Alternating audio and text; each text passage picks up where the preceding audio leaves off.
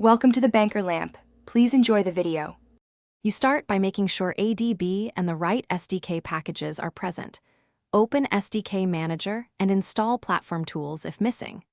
Connect your device with USB, then enable developer options and toggle USB debugging.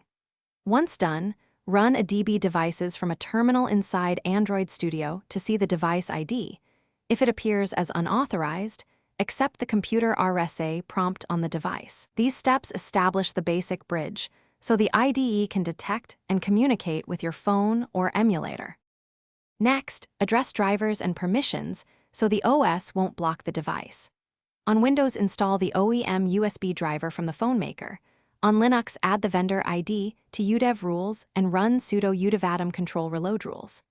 Make sure Mac OS has allowed the device in system preferences if prompted.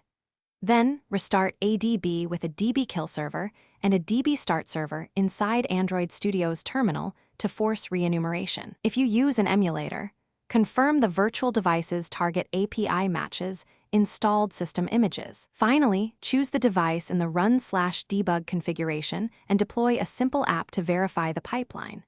If deployment fails, monitor logcat for installation or permission errors and run a dblogcat to capture low-level faults.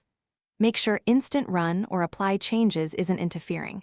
Disable it temporarily if odd behavior persists.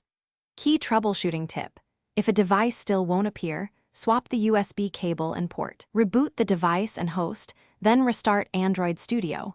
This clears stubborn connectivity and driver state.